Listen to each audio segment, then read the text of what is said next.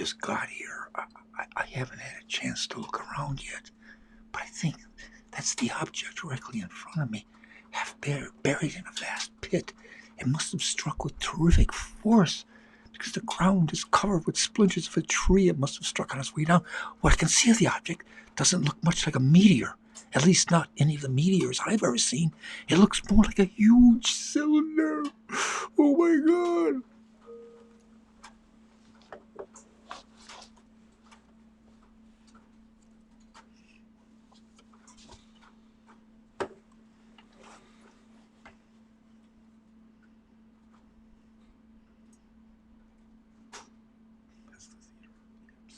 Hi, this is Hildebrandt. I've been a professional artist for 62 years. I've done a lot of artwork in that time, and I'm still just trying to get it right.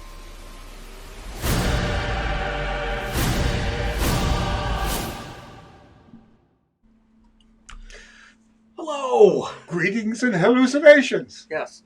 I think you should have gone into the entertainment industry. Well, isn't this kind of like the entertainment industry? Performing arts. You should have gone into Performing? You mean, my live body on, yes. on the stage. Yeah. I couldn't have done that at one time. I was much more reserved and more self-conscious. As you get older, you don't give a shit.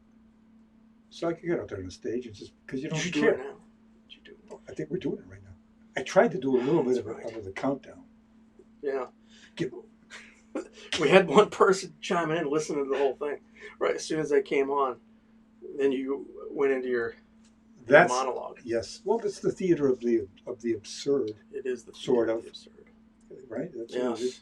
The whole damn thing is that. So I don't know how we make a distinction about this. I mean, the whole kind of world. Anyway, that's a whole other story. It's kind of a statement about life in general, right? I think so. I mean, in history, I mean, my God, you look at history, it's like, holy shit, why are we still here? You know, how do we make it through to get to this point? Luck. Flipping a coin. Lady luck. What the, you know what I mean? Yeah, for sure. And I mean, certainly we're not going to talk about it today, but to mention that, it's the anniversary. What day it is today? Yeah. Well, that's beyond the theater of the absurd. Yeah. There's nothing funny about that. This is comedy. This is comedy. This is comedy. And that's what we're here to talk about today. Let's talk about funny shit. Funny shit. All right. Hi, folks. How you doing? Greetings. Thanks for tuning in again. We're here to talk about Greg's latest pinup painting. If you call it that. Right? Which is titled Brain Switch, right? Something brain swapped or something. It doesn't really matter. Title is, you can call it anything you want. But I think we're calling it that. What? Brain swap? Brain transfer. Brain transfer. Okay. Right. So we have it tentatively titled. Right. Now settling in on. Actually, I posed this. I drew the sketch and did a rendering of it years ago. 13 years ago, I think. 13. Yeah, and I haven't gotten around to painting it till now. It just, it seemed the fun thing to do. It's one of my experimentations in colored light. I like to, and composition. So, we talked about that a few weeks ago now of, do you ever have anything that you're pulling out? And that's when you brought up that the crucifiers are mob rules. So if this has been sitting around for 13 years, that just goes to show you folks, if you got a good idea, even if you can't get to it right away, don't throw it away. Yeah, no, I got piles. You do, we all do, right? All of us artists, we sit around, draw and doodle and come up with stuff. It piles up, and some of the best stuff is the stuff you don't end up doing. For one reason or the other. Yeah, well, it's solely because something else pops up that you got to get to. And I'm not saying this was the best thing I've ever done, but I'm just saying it's fun to do this kind of thing. And, to me, it's these mad science pictures, we call them, are basically a satirical commentary from my side on pulp magazines, men's magazines from the 20s, 30s, 40s, 50s, into the 60s, Okay. Those crazy covers that were very very absurd. Yes. Absurd, very absurd. So when you looked at those things, when you look at those old pulp magazines, uh, is there any part of you that's coming into them as in a serious aspect, in a hey, this is how things should be, or Nothing about that at all. The serious aspect is what's the composition? Where's the positioning of the primary center of interest?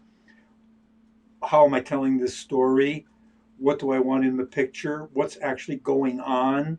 It's that stuff. Nothing about, well, I'm painting. This is a serious painting that I believe that this is what I think or feel like. You watch these, you look at this kind of a thing, and people might be troubled by it or bothered by it and say, what the hell's wrong with this guy? Why is he doing that? Well, actors have played roles. Alec Guinness played Adolf Hitler. Does that mean he's a Nazi? You know what I'm saying? Yeah. No, you're not behind it, believing it in the least.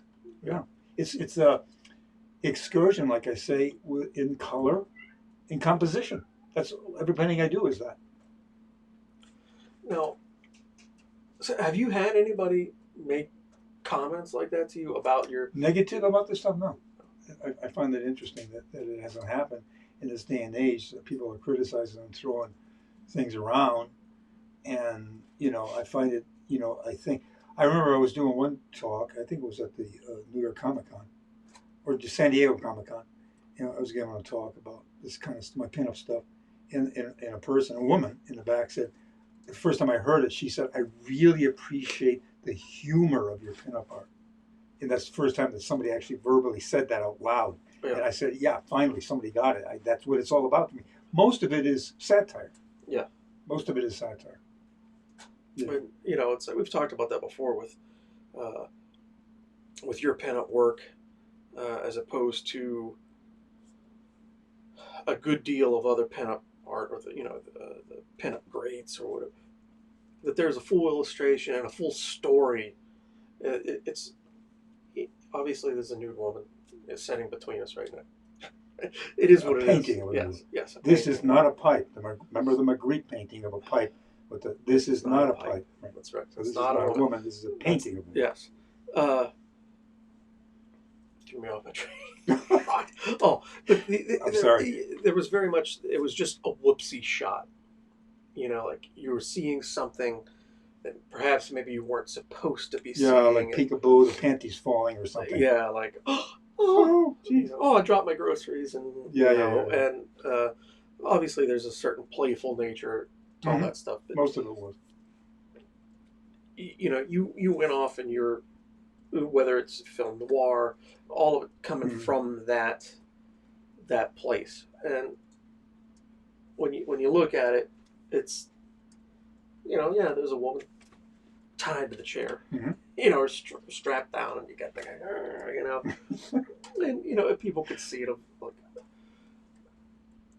we're talking about the brain transfer, right? But there's obviously a comedic element that overrides the sexual element to this picture. Yeah, I mean, I don't know. You could make comedy. I mean, look at Mel Brooks, for God's sakes. He's made comedy out of the Inquisition in the history of the world. It's, I don't know. I'm not saying that is the same as this or anything like that, but comedy is comedy. I mean, you can laugh at all kinds of things, Well, and we could certainly, we see that the lines, it's going from his head, transferring up and transferring into the brain and trying to swap out the brain. Yeah, that was my last thing that I just added this morning. He's trying to get her brain. Right? Well, you can that's the thing. High quality, this kind of image, as you say, you look and there's a story going on, and I'm not sure what the hell the story is from the get-go. It just hits me, these things kind of pop in sort of like from the subconscious in a way, and you draw sketches of it, and then you figure it out as you go. I enjoy doing all this kind of like crazy machinery stuff, It's just fun to do, and I love that. Wally Wood's great stuff in EC Comics. I mean, the way he did machinery, a lot of artists, fantastic stuff. And I enjoy fantasy machinery, against science fiction. And so I start to put it in there, and then you kind of like think, well, okay, what's it doing? and try to figure out some logic behind Yes, yeah. it that is hardly really smartly scientifically based. It just invented cuckoo stuff that you did as a kid. Yes. Like basically, you're playing around like a kid. You know? So does he like the way she thinks? So he wants to steal her brain for his thoughts? That's your thought about the picture now. Right now. You're analyzing it and I'm thinking asking. that. Oh, I have no thought about that. Okay. You're not going to give it to me. No, I'm not. No. Well, I mean, I, because whatever I would say now, I would say something different 20 minutes from now. Yeah. You know, so it doesn't matter what the hell you say about this. The main thing to me is composition. Like, you take it, you're figuring, here you've got this basic setup. You've got her, you've got the scientist behind it, or the mad scientist. You've got this brain thing over here with the brain flowing with plugs coming into it.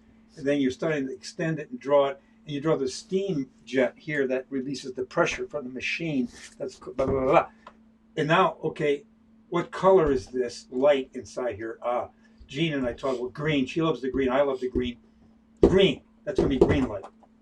And okay, I've got this big, you know, the thing, the whatchamacallit, the Tesla coil behind. The first time I painted it a couple of weeks ago, when the hell where I started it, I painted that all yellow and orange.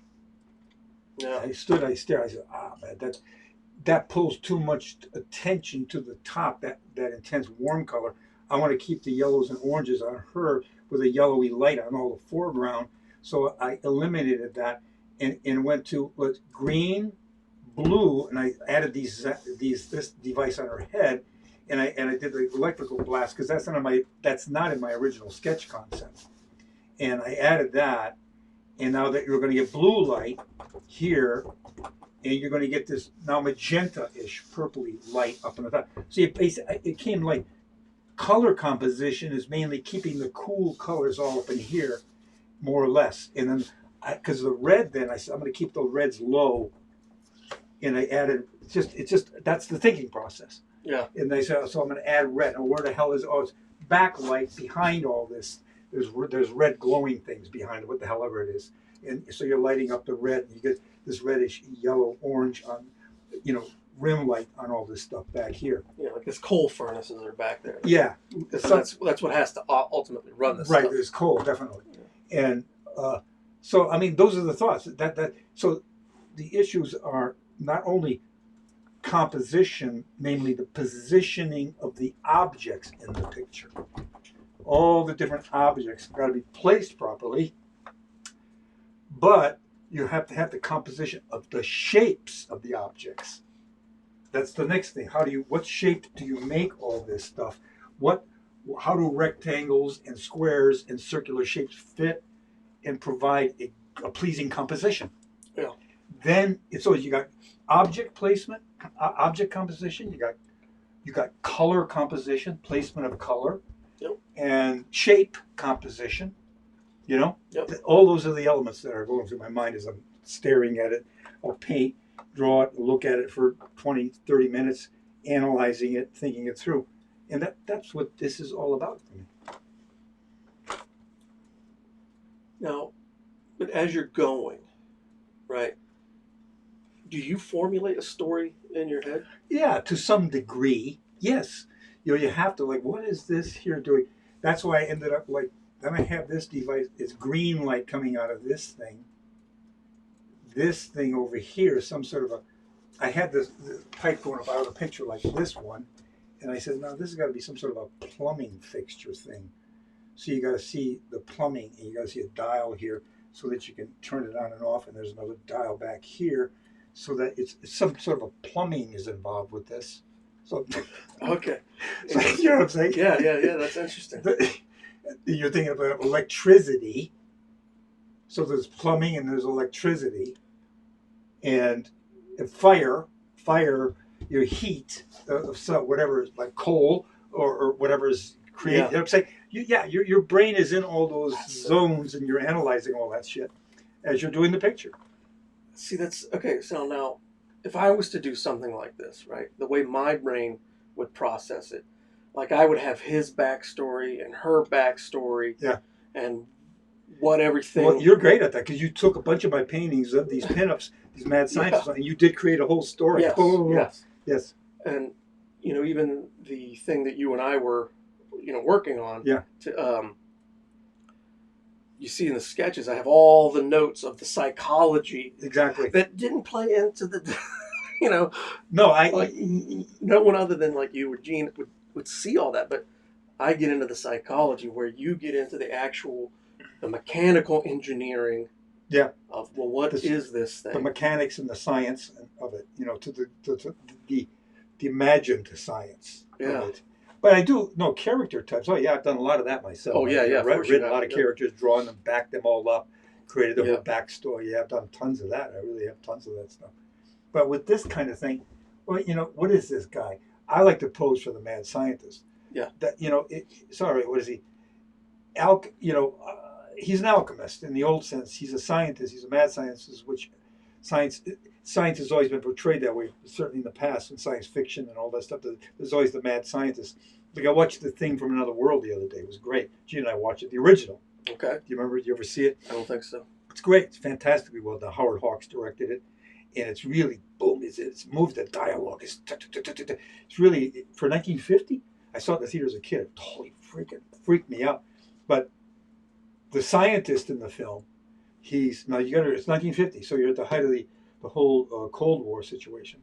Okay. Now, he's not talking with an accent, a Russian accent or anything, but he's wearing a Russian hat, and he's got a pointed goatee. And he's the guy that is basically taking a stand for science and not destroying the creature that they just found in the ice. And he's defending it and that. But at the same time, he's portrayed sort of like as this angry fanatic kind of a guy. Science was he's like he's crazy and not concerned about humanity at all. Only the pure science of it. What we can find out from this. We don't. All of us can be dead. We don't count. We don't mean anything. So that kind of science. I don't see this guy to be that kind of a guy. You know what I'm saying? Yeah. I just see him. He's the old alchemist. He's trying to make gold out of base matter. He's trying to come up with shit. Yes. Whatever, and he's pretty much monophobic, if that's a word, tunnel visioned. And so he is concerned only about this, pretty much like an artist is. When you're doing something, you kind of like everything disappears around you, and you're basically channeled right here. Yeah. Sorry, now I'm getting this. Here's where my story comes into play. He basically just wants to figure out what she's thinking, right? And so all of this is now Rube Goldberg machine to get out what she's thinking, where the simplest thing would have been just to ask. But there's no fun in that. He can't ask. He can't. He's too shy. He's too shy. He's a very shy So guy. he has to build all of this just to be like, what does she want for dinner? You said Rube Goldberg. I actually met him once at a cartoon annual meeting of the Cartoonist Society at the Society of Illustrators. Really? I actually got to shake Rube Goldberg's hand and say, "My God, you're Rube Goldberg! Holy shit!" He's like a mythical figure now. Yeah, I was. Dick Brown introduced me. Dick Brown did High and Lois and Head of the Horrible. Yeah, all right. And so, because Dick Brown was doing cartoons for Fulton J. Sheen for his magazine. Very He was drawing little angels and stuff like that, cute little angels and everything. In any event, I don't know. Rube Goldberg, just as an aside, just a little bada-bum over here. Yeah. So yeah. Well, the fun of this kind of stuff in these pinups in general, is you can read your own story into it. It's like you kind of like walked in on the middle of something. Okay, what the hell's going on here? What's behind this? What led up to this? Where's this going? Yeah. So you can do it yourself up here. And I like that. I like that with to have that happen. Yes, it's much better to have that happen than meh. Yeah. You're right. The indifference. Right. No, that's not good. But, Are the people talking here? Oh, yeah. Well, let's see what's going on. All right. I don't know what VUR, FYI. I have no idea what that means. Wally Wood! Exclamation point. Wally. I believe he's trying to steal our knowledge. People chiming in on what they think. Sometimes a cigar is just a cigar. Sometimes a cigar is just a cigar. Yeah. And sometimes it depends on what it's made out of. Yeah. Well, it's still a cigar, even if it's made out of seaweed, like Captain Nemo's cigars. Sometimes a cigar's a blunt. Interesting mix of technology, steampunk, Frankenstein. Yeah, all that stuff is so cool. Tuning in late, so maybe the answer was brought up, but I always thought the mad scientist was trying to transplant the personality from the brain in the jar into the woman. Maybe. Yeah, that's maybe a possibility, yes. But he's got something to do with it too. I mean, he's very much he's connected to this thing, you know. Yeah. I just did this morning. These hoses that run up, and then it comes into this, and this hose from the brain goes up to here. So sort of like he's closely. I mean, he's just not a guy in the background pushing a lever. He's going further. He's got this like what I put this thing on his head. It's like I don't know what it is myself exactly, except that it's got to be there because he's got to be tied in with this whole thing. Yeah. He's just not pushing buttons open. Yeah. Know? He's involved in the risk. Yeah. He's just a little bit more of a willing participant. Yeah, I mean, he could. Well, you know what? We don't know that she's not a willing participant. I mean, she still has her shoes on. Well, this is it. Just doesn't. He doesn't want to knock her out of the chair because he's running volts through her head. Right. The shoes, yes. Someone commented. Bob Rebeck, old friend, who worked for Gene with us for a while, commented on this. Of course, this sort of an experiment needs high-heeled shoes. I mean, it doesn't work without them. Ceremonial. Ceremonial. But there's also maybe some grounding issue involved in these shoes, these particular shoes that he uses, and he likes high-heeled shoes. He just likes them. I mean, what the hell? You know what I'm saying? So, I mean, you can write any story about it you want. Yeah. It's also great, as I've been, watching you work on and off, that you personally seem to be having a blast with the thing. Oh, I do. It's fun. And why wouldn't you? Yeah, and it's like great to see. It's like being the kid playing around in your bedroom or in the backyard. You're just playing around, having a good time. I mean, it isn't all that simple. I mean, obviously, you're still agonizing through it in a way. Yeah. Is it how's it drawn good? All those questions you ask yourself. Oh, should I? Oh, blah, blah, blah, blah. That's going on too. But it's ultimately yours, and it's your story. Yep. And good, bad, or indifferent. Good, bad, or indifferent, and you don't need to ask permission to change, add. Right. Exactly. Like you do with when you're doing commissions for private commissions or for companies. It has to conform to their standards, and totally that's a whole different story. When you're doing it for yourself, you can do anything you want. Yeah. And that's the ultimate trip. I mean, for an artist, right? Right. For anybody, I think, in doing anything, that's to do your own thing. I mean, it's the dream. Yeah. And you get to do it. You get to have fun with it, and hopefully, other people enjoy it. People like it. Yeah. Hopefully, if they don't, well, you know what? I got to say that people like it because Gene posted a progress shot of it on Instagram, and it far and away got more. Likes than I think anything else that you've ever posted. Really? Yeah. That's interesting. Including Star Wars. Which that's got to make you feel good. Yeah, it does, because this is mine. That wasn't. It's not mine. And I was glad I did it. And it's fantastic, all that stuff. But no, it's somebody else's, not mine. This is mine. Yeah, far and away. Mm-hmm. So, yeah. Good deal. All right. This Chris Cohey chimes in with that the high heels are definitely grounding. Safety measure. Safety first, people. Safety first. When you are playing with electricity, safety first. What about that? I mean, I remember as a kid, just my mind flashed back to a childhood. My brother and I, after seeing, I don't know, various science fiction movies, or not really horror films, actually, Frankenstein, and because their sci-fi hadn't started yet, we were probably 8 or 9 years old, I think. And I remember we got a reflector, like to kind of put on my head now, like, a regular aluminum reflector. And we were deciding what happened. So we found we got a extension cord, cut off length of it, bared the wires on the end. Taped them onto the reflector. Put it on. I put it on my head first. And Tim, I said, okay, plug it in. He plugged it into the wall. Jesus. Nothing happened. I don't know why it didn't happen, but nothing happened. I mean, it didn't blow a fuse. It didn't. I'm not sure why. But he plugged it in. I was disappointed. Like but isn't that crazy? Disappointedly. Maybe something did happen, and that's why I'm painting these damn things. Wouldn't that be something? I don't know. Like you didn't fry yourself.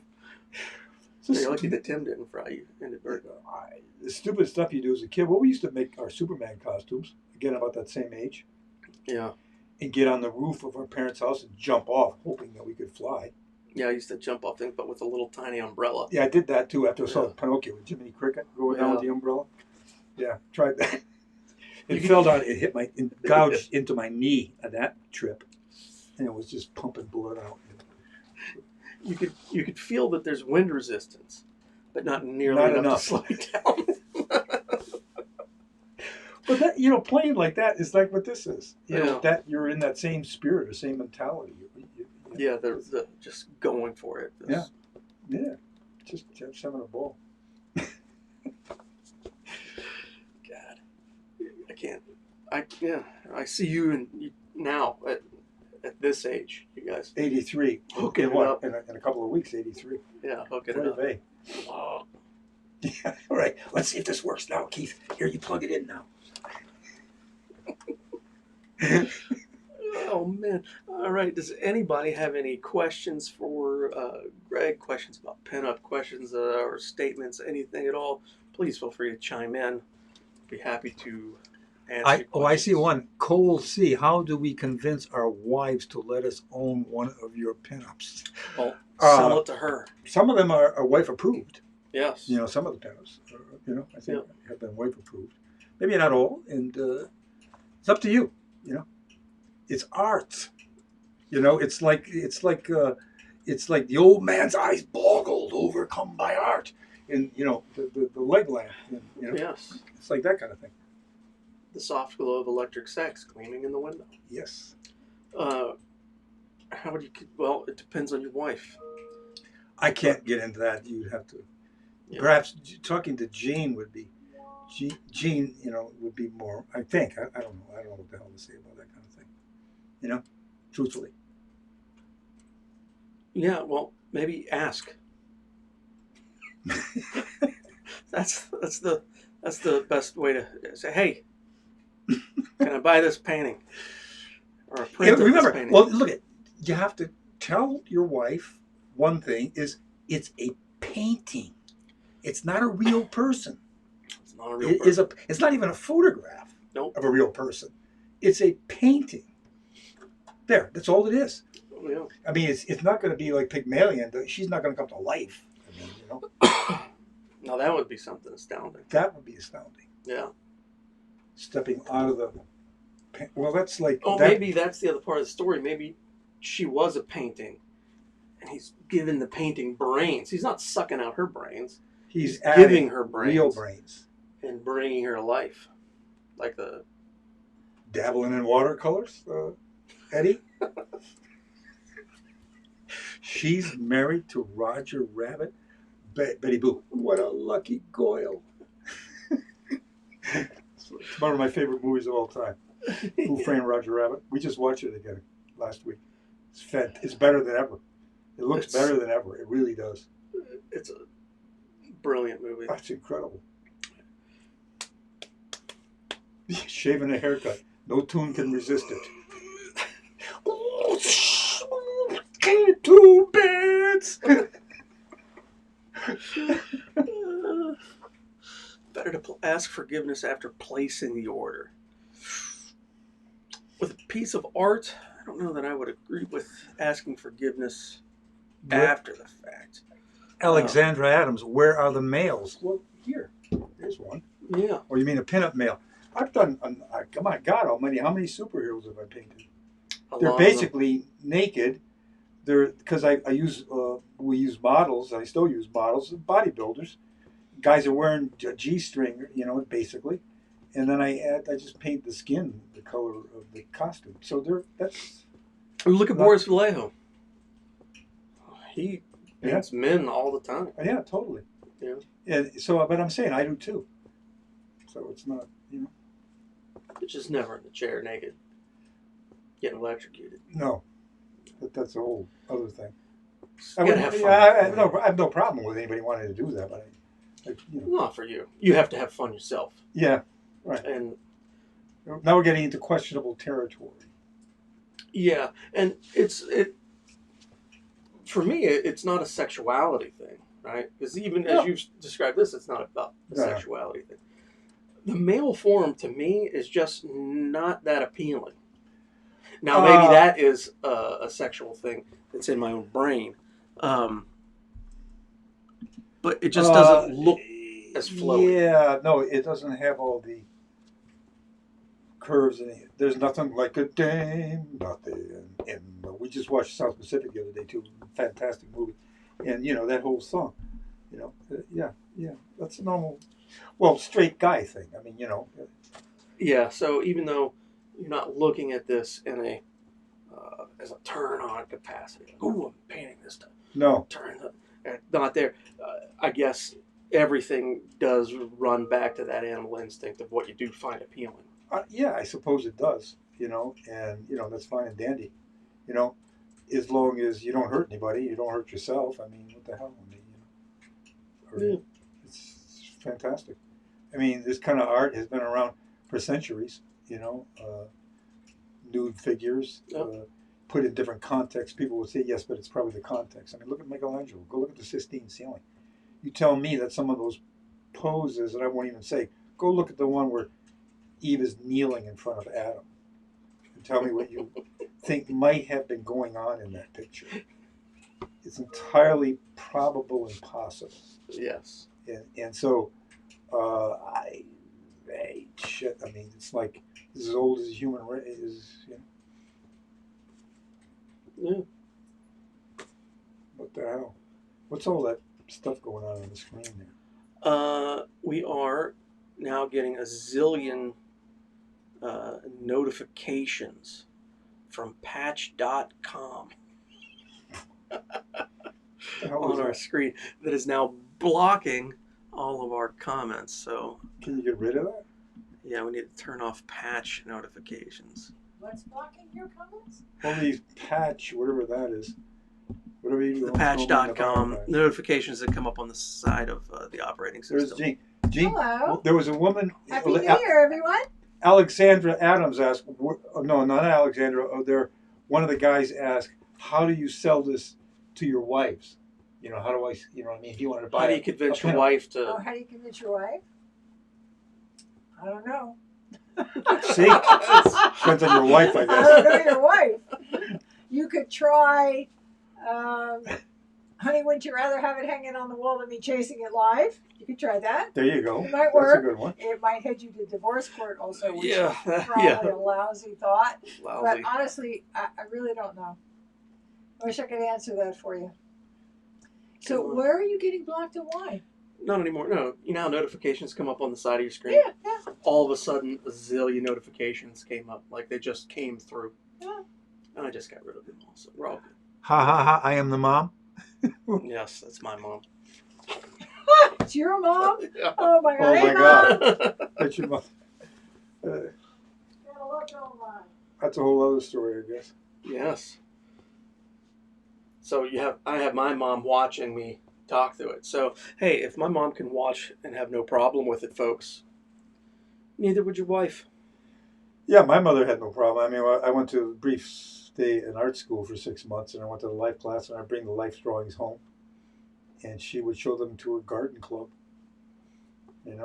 She really was pretty much loosey-goosey about it. Again, it is all context. It is context. I think it's 100% context. Mm-hmm. Context and intent. What's your objective? Yes. Figure drawing class is figure drawing class. You have to learn the anatomy. There's a nude, and then there's this. There's something else. And even looking at this painting, someone find it objectionable. Yeah, sure. But to me, it's goofy fun. Mm-hmm. That's what came up with the title. Theater of the absurd. Right. Which you look at it, it's a completely absurd scenario. Mm-hmm. The subject, the situation, the the use now you move into the zone of just what I said, all the technical stuff, the color of light, the positioning of the objects and composition. That gets into a whole other zone that is much. It's got nothing to do with being absurd. Nothing at all. It's got to do with a long process of analysis and contemplation and study. You know. Absolutely. And that when all of that stuff works together, it vanishes. Yeah. Yeah. Exactly. And that's what you want. That's exactly what you want. You want it to vanish. You want it to vanish, and not people, boom, just respond to the overall image. Yep. Yeah. And Those who do, other artists, I'm sure I constantly do. I mean, we all do. And you look at imagery, and you say, "Oh my God, that's beautiful! Look at the light. Look at the color. Blah, blah, blah, blah, blah, blah," you know. Yeah. Dark against light, the light against dark, the positioning. Oh my God, it's beautiful. I do that constantly with everything. Yes, but I think the overwhelming majority of people do not. No, they don't, because they're not artists. No, and it's just when you get so heavily involved. Like again, I do a lot of stuff with television commercials, the storyboarding process. Yeah. When I watch commercials now, my head just automatically breaks them down to where there would be the board, there would be the board, there would be the board, there would be the board. You know. Yeah.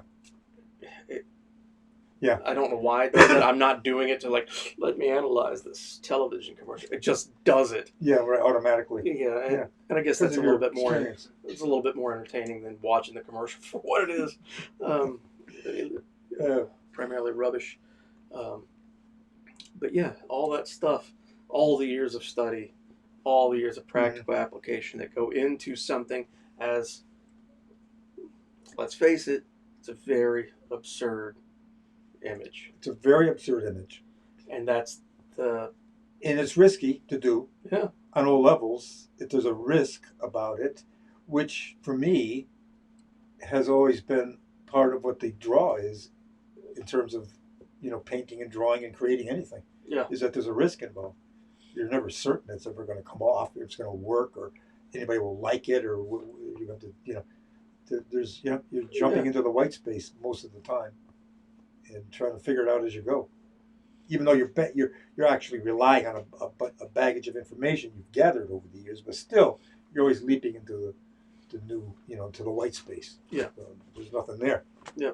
Yeah. And I mean, you've been doing pinups now for 20 years, and seeing the evolution of being able to maintain a personal interest in obviously the subject matter of the human form, that'll probably never go away. No, I don't think so. And for me, that's an ultimate objective to try to master that. Try to master it. Yeah. The draw. It's one of the more difficult things to do. Is convey the human figure, and it's a long, and I'm constantly blown away by artists, and I always feel like I look at some great artist, contemporary artist too, that does fantastic figure work, and I just say, oh my God, this stuff that I'm doing, it's you feel like you're kicked in the head or punched in the gut about it. Yeah. And that's part of the process, I think. Yep. And then you pick yourself up, dust yourself up, and switch that devastation into enthusiasm, and now you're inspired by that work, as opposed to being devastated by it. Yes. How can I push to the next level, or how can I where can I improve? What can I? Yep. Part of that, you're maintaining a freshness to your own repertoire. Yeah. Basically. All right, folks. Yeah. Has anybody have any other questions, comments, constructive criticisms? We'll take it all. Theater of the absurd. Yeah. I think I've been involved in that since I was a kid, of course. I mean, without knowing what the hell that meant, as a kid. That's the most appealing stuff. The stuff that people always would put down to me, like science fiction. Yes. Science fiction was always derided. Hollywood wouldn't even take it seriously, right? They would just give it $150 budget to the movies and not treat it till George Pell. George Pell's, I mean, I'm not saying he was the only one, but he really begins to take it on seriously, like in his films. Now, what did he direct for everybody? He produced. He's one of my heroes. I got to meet him eventually. He was a Hungarian puppet maker, stop motion puppet animator, and designer and creator, and carver, made the puppets all carved out of wood. Multiple face movements. You know what I mean? And hand and body movements. And he did. I remember seeing Tubby the Tuba. People should look that one up. In the theater as a kid, blew me away. I knew it was 3-dimensional. It was a puppet, because I was into puppetry. Mm-hmm. And I saw this little guy moving around on a screen, and he was Hungarian. When the Nazis took over, he went to England, and then he came to the States, and he started making puppet tunes here, stop motion puppet tunes. And he made the first, from what I understand, from what I've read anyway. Maybe if somebody can correct me if I'm incorrect. He basically made the first film, a short puppet tune on John Henry, the steel driving man. Okay. That portrays the African American as a heroic figure, not the step and fetch it and mammy and servant and slave. That was only in the movies pretty much up to that point. He presents the first image of the positive view of that on screen, from what I understand, what I've read. Anyway, he goes on then to go, he did a short film with Jimmy Durante, a black and white film called Rupert, the Amazing Rupert, or something, a squirrel. I remember seeing it as a little kid, thinking, how they train that squirrel? And it was like movement and everything. Then he goes on to make his first feature science fiction movie, Destination Moon, with Chesley Bonestell, the great Chesley Bonestell, the matte painter and designer, designing all the backdrops for the moon. Is incorrect as they happen to end up being. Nonetheless, they were beautiful, in that sleek 1950s rocket and everything. And When Worlds Collide, then his masterpiece, as far as I'm concerned, was The War of the Worlds. Yep. And the second one was The Time Machine. That was War of the Worlds was 1952, 53, and then The Time Machine was 1960. And then finally, I got to meet him in Hollywood. And I don't know why we're tripping on this, but in any event, he became the guy that I was one of the guys, along with the Disney animators in Disney films, that I was most infatuated with. And we did actual stop motion, myself and Tim and I both did, professionally for the Jam Handy organization, and pitched our story Ursharak to George Pell. And he praised our presentation. And that was high praise for me, because I knew that he did all of his own presentations too. He was an artist.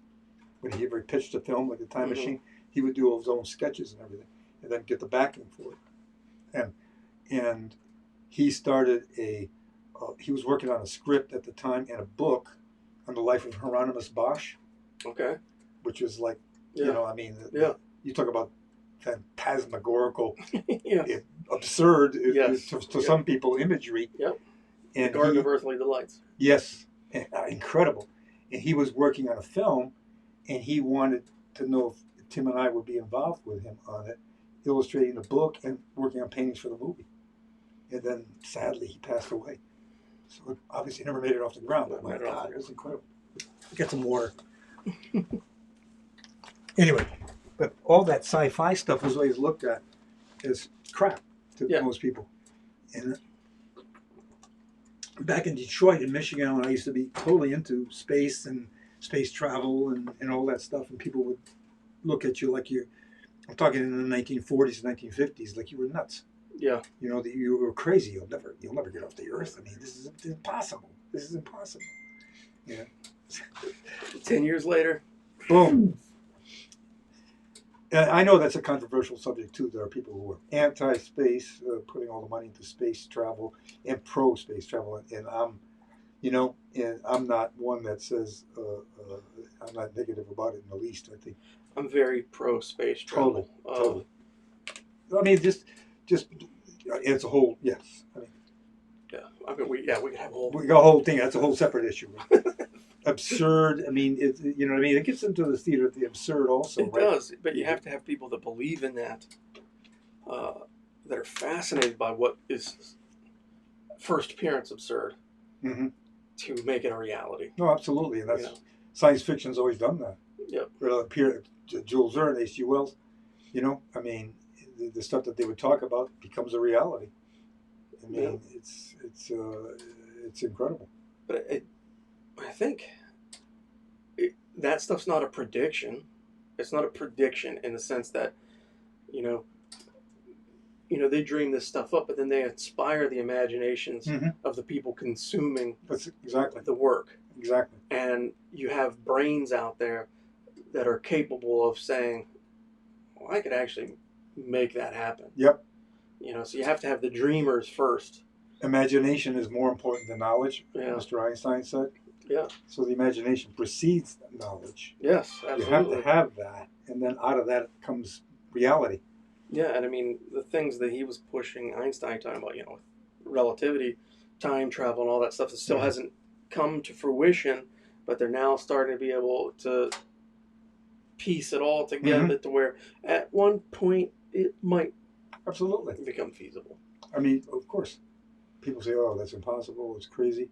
Well, if you were a medieval person, all of a sudden you were plopped into the middle of our world right now, what would you think? Yeah. You know, what is this? Think about it. The simplest thing is like a cigarette lighter. Yep. Well, look at that light bulb up there. Look at it. Click, click, click. I can turn it. Holy shit. Magic. Yeah, it is. Magic. Alchemy. It's all, look, it still blows my mind that we have what we have. You know, you're kind of like inventing it here with this kind of craziness, but in the reality of what humans have come up with, you know, down to whatever, this Kleenex box, and where did it come from? It didn't land from outer space. It didn't. Martians didn't bring it. It comes out of the ground. There's this bunch of rocks and there's earth and there's vegetation and all this world that we've created. All these things we have, all comes out of that ground. Yep. I mean, you know what I'm trying to say? Yeah. It's like just there's raw material. There's just a bunch of cave people walking around. There's rocks and there's gradually you start to figure it's like amazing. That blows my mind. Well, the fact that you can, you manufacture something all from raw materials to then allow it to lift off the planet. My God, it's like the whole that grasping that evolution. You know what I'm saying? As a thread. Yeah. That it's mind-boggling. It is. Is there any more? I don't. Greg looks like a mad scientist in his flower life going next to his sexy. Yeah, well, I mean, we are mad scientists, artists. I mean, we're alchemists. I mean, you're involved with taking base material. I don't mean base meaning that it's less than anything. Yep. But it's the alchemist was trying to transform base material into gold. Yes. Take a rock and turn it into gold. Well, you're taking base material and manipulating it around to come up with a picture, an image. Yeah. So you're kind of an alchemist. Yeah. Paint manufacturers are making the plastics. And, you think about it, like this is all. You're an illusionist more than an alchemist. Great animated film. Great The Illusionist. That's right. Yeah, you mentioned. There's another live action for it. But look, the animated film, The Illusionist stuff is beautiful. I have to check it out. Yeah. But the fact that there's no dimension to this. You can run your hand up and down it. Yeah, it's just flat. It's a flat surface. So you're creating the illusion of depth. Yeah. And creating the illusion of light. Mm-hmm. But putting this color next to this color next to this. That value next to that value. And then moving it over here and putting it in this shape. Along this edge here to form this shape. Then all of a sudden, everyone that's watched this, and there's no question about it, that's a person. Right. Right, that's a person. Nope. There's like the people. We talked about people may get upset on like the fact that this flat thing that you just put acrylic colored plastic in that space and in that space. Where people go, you need to put a sensor bar. Yeah, exactly. I was joking that I should put a sensor bar across the mad scientist's eyes. His little But fingers, his little hands up. The little hands, and then he said, "Yeah, well, then you can take these off," but he's not seeing anything. That is the theater of the absurd. Yeah. That a painting Can say well, that's a real person. Wait, you put a quasi-pink color in a circle and wanted to show it? You wanted to show that? How dare you? Is that crazy? Why are nipples so verboten? Because they're fun. What is it? Can somebody answer that to me? Why is a nipple, which is basically, when you analyze it, on humans or animals, a source of life? Without it, you don't have life. Nope. You know what I'm saying? Yeah. Basically. Yeah. So, I don't understand that. I mean, I don't grasp it. It's irrational. It's what's it got to do with? No, and it doesn't exist in all cultures. No, I know that. It's the puritanical thing of this country that the invaders brought with them. Yes, but that puritanical nature is also then what adds its appeal.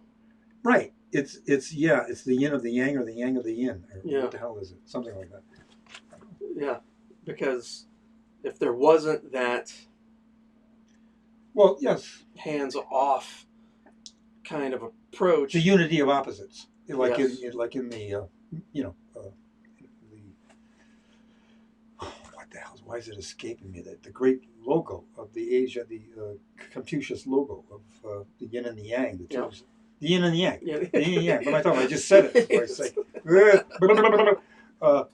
But there, it's the unity of opposites. Yes. And you don't have up without down. You don't have good without evil, and vice versa. You don't have hot without cold or cold without hot. You need all of that to have this reality that we can have it. Yeah. Right. It's all got to be there.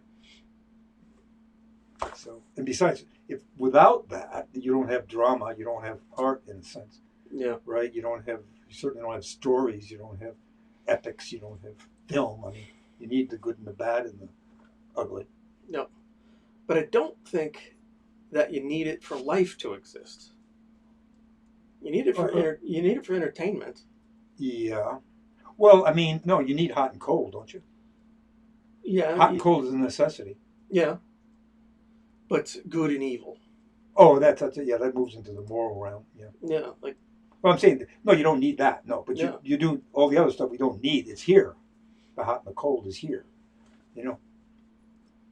Yes. So that's just the reality that we inhabit. Once you move into the good and evil, that moves into philosophy and religion, doesn't it? Or more religion than anything. Yeah, I mean, I think people in general have kind of settled on certain moral foundations that most probably have some relation to a religion, or maybe the religion was built around that moral thing. Well, the Ten Commandments, in a nutshell. But right? I think that at some point someone said, you know what, it's not a good idea for us to just willy-nilly kill each other, because we'll eventually wipe ourselves out. So how are we going to stop people from killing one another? Okay, well, let's make a rule. Okay, we got a rule. Don't kill each other. We'll back it up by God gave this rule to us. Yeah, because you have the people that always question, well, why do you get to say it? And then why do I have to follow it? Well, because the volcano over there will blow up if we don't follow it. Exactly.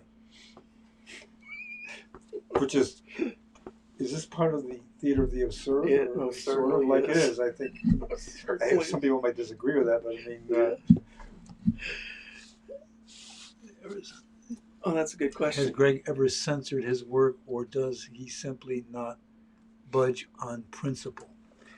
I think my principles are pretty high, I think. I don't think I have...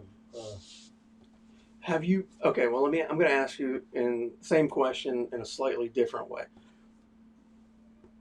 While you're painting, have you ever went, that's a little too much? Oh, yeah, with something like this, I question not that it's too much, but what will people respond to it like? What potentially might they think? Might they be offended or get angry or think that I'm demented or something. Yeah, those thoughts enter my mind. Yeah. I don't look at what's the ultimate objective is to make people laugh with these things. That's my ultimate objective. It's not my ultimate objective is not to have them go do something wrong or bad. Yeah. In the least, I have no idea. My God, if I ever thought that my art would ever lead to people doing something that disastrous or horrible, I don't know what the hell I would do. I'd freak out. I would be really, really, if that became the reason why somebody would do something, I don't know what the hell I would do. Like if someone, that's a great idea. Yeah. Let me go try that and see if I could do that. I think I could build that. Well, they have to work and build a machine, and then let's see if they can make it work. Yeah. Please God, no. Obviously, there are standards that you have when you're doing a job for somebody. Yep. There's limitations and guidelines that they allow, whatever. If you're doing it for Disney or Marvel or who the hell ever, if it's a private commission, that person is requesting you to do this and this and this. And a couple of times with private commissions, at least one that sticks in my memory, about a man wanted me to paint a picture thus and thus about his wife. And I said, no, I'm not going to do that. I'm not going to get into the description of it, but no, I won't do that. No, it's like it's not what I'm about. You with your pinup work. It's obviously all beautiful women, but you've never gone into the realm of overly graphic, even with a full nude. No, there's a certain level that I choose to go to, and I'm not saying necessarily that another artist choosing to go in another direction or further or whatever the word is wrong or bad or anything. I'm making no moral assessment of that. It's I choose to go to a certain point with this kind of imagery. Yeah. I go to that point, and whether that's because of my upbringing, whether that's because of my history, whether that's because of, there's a whole bunch of factors that go into making that like that, If I was born, 20 years later, 30 years later, 40 years, I probably wouldn't. I'd have a different mindset about it all. You know what I'm saying? So I think maybe not. I don't know. So it's a level. It's a there's a line you move up to, and then that's that. But with all of that being said, in the complete context of censorship, is obviously got white bars, where because nipples are what? Fun. We can't have fun. But you got to play by the rules of where you are. Yeah. This thing is going to go on the internet and will be shut down or something. If they did that, people have complained about. Yeah, people have complained. Yes, not to me personally, but apparently to the whoever, Facebook or what the hell ever. Yeah. And then they turn the site down and make it, they keep it closed down for a week. They punish you by and so. And yet there's other stuff that's far more explicit than anything that I've ever done. That makes it through something. Yeah, the hypocrisy is odd. Yeah, and not only that, but the political shit, rhetoric, hate, and all that stuff that flies. What are you talking about, man? I don't preach hate with any of this stuff. No. There's no me. No, but at the same time with this stuff, I can't imagine that you, if there was a 6-year-old running around, that you would let them just come. No. Yeah. You're right. No, so you play by the rules where you're at. Absolutely. You do. You absolutely do. So whether it's, even if you're not censoring the art beyond where you want to go, you play by the rules. You play by the rules to do business. Exactly it.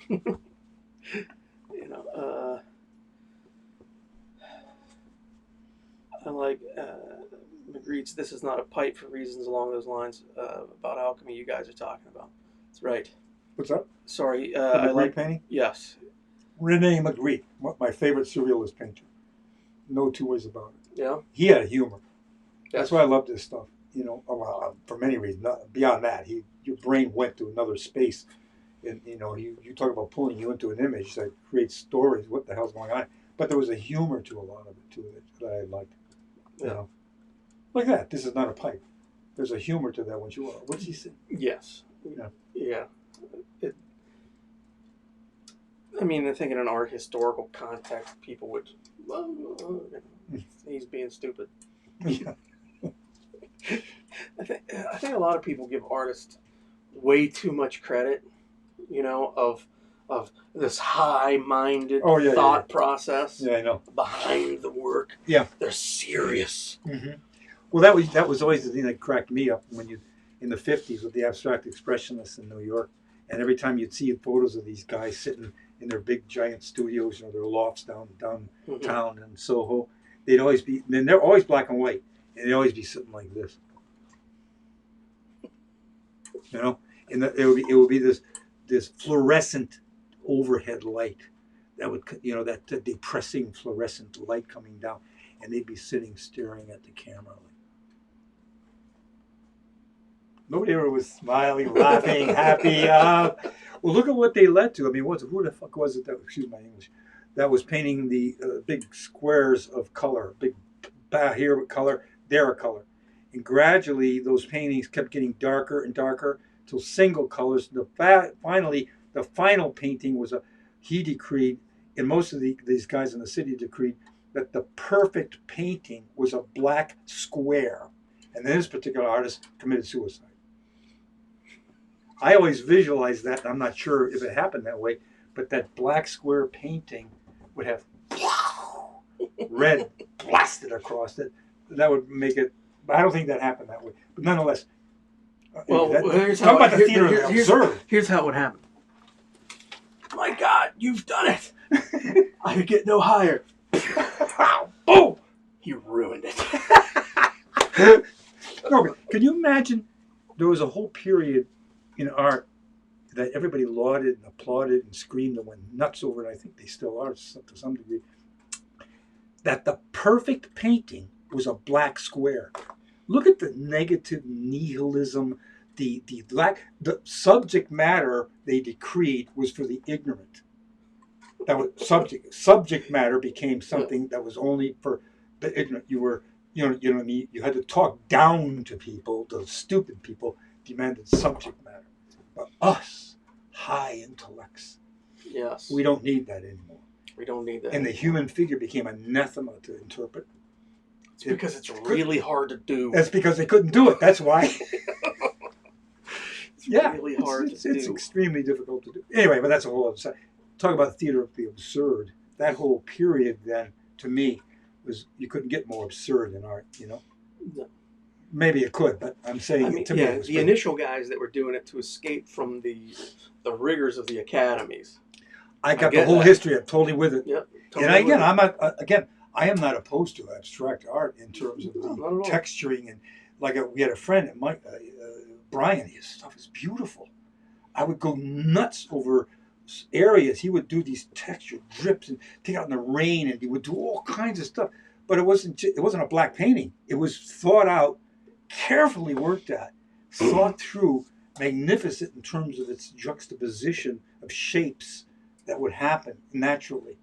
It flipped me out. So I'm not knocking anything like that or creative to create other than a black painting being like the ultimate painting to do. Yeah. However, if I had stumbled on it first and I could convince people of it to pay a lot of money for it, you and I could be laughing about it just the same while they have it, all believing what I've sold them. Yeah. Yeah. It's my wife, we're talking theater of the absurd. My wife calls it just the art of bullshit. Well, that's what it is. You could sell anybody anything. It's snake oil salesman. Yeah. A lot of that shit. A lot of it is shit. Is that a lot of it? It's not.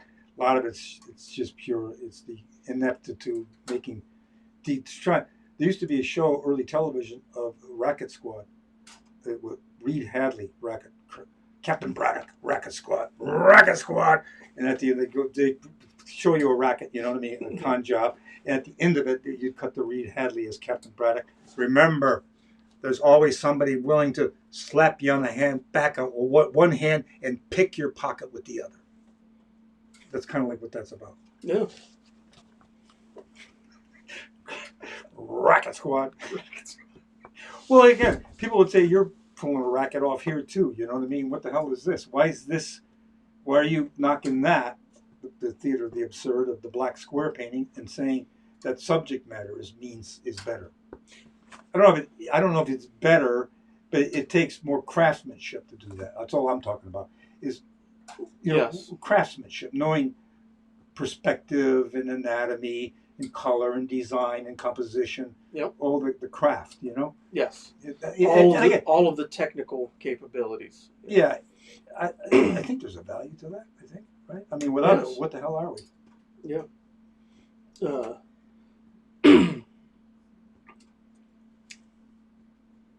They both things. Now, we'll take the black square out of the equation. Oh, wait a minute. Here's the black square. He says, a black square? For God's sake. Well, to some surrealists these days, it's a blank white canvas. Same thing. Yeah. So taking that out, and we'll just talk about the world of abstraction. Mm-hmm. Right? Abstraction is critical. The abstract, just kind of jump in. Please. This is all about abstract design. Absolutely. The placement of values and colors. If you were to abstract this thing down, just to the placement of color and value, your abstract pattern has to work also, or else you have a failed painting. Yes. You know? Yep. So that abstraction is very much part of so-called realism. Yep. You know? I mean, even 2D painting by its very nature is abstract in a way. Not just the design, but the fact that it's flat. It's on a flat surface. It's flat. It's on a thin piece of canvas. Yeah.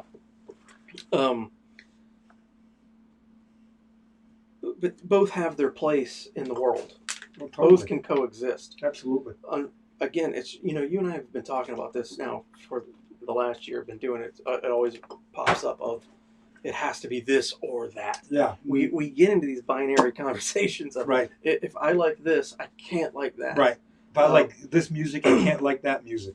Yeah. Yeah. And that's both absurd. both have their place. Both can coexist. Again, coming back to the quote, I don't know if it was Dashiell Hammett, some great American author, somebody out there will know, the ability to hold two opposing views in your mind simultaneously and still retain the ability to function is a sign of high intellect. I don't know if it's a sign of high intellect. Yeah, no, it's the yin and yang thing. Yeah. You know? So there's, on one hand, we live on a great big world. And there's a lot to go around for everybody. All kinds of stuff, and that's what makes it beautiful. And there's palm trees down south, and there's oak trees over here. You know, it's the nature is so varied. The difference is diversity is everything, and that's the beauty of it all. And that holds true for art. And then on the other hand, we are less than a speck of dust in the cosmic ocean, and yet we can argue about nipples. Yeah, is that mad? Is that insane? No, but diversity and the thing that I was opposed to back then when I was starting to become aware of that whole abstracting versus realism or representationalism or even cartoons, representational, depending on all its forms, was that was everything, and what I liked was nothing. That was the stand back then. Yeah. You got into the art discussions with that level. Yeah. That binary thing. It's like insane. That's what I was opposed to. I'm still opposed to. Yes. To call one thing good and one thing bad is bullshit. Yep. Absolutely. And here we are, man. 10 after 5. Oh, wow. We've been bullshitting for a while here. Yeah. Any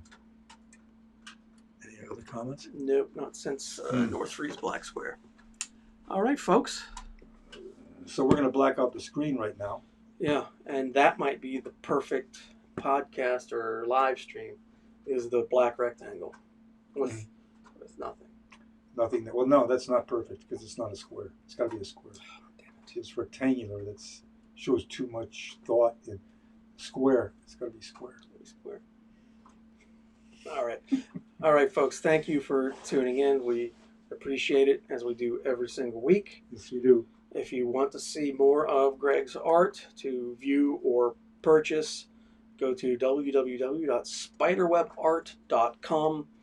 You can also catch us on Instagram at SpiderwebArt, Facebook, Greg Hildebrandt or Spiderweb Art, Twitter, Hildebrandt Greg. Find us on all these different places on the web. We're out there. On the internet.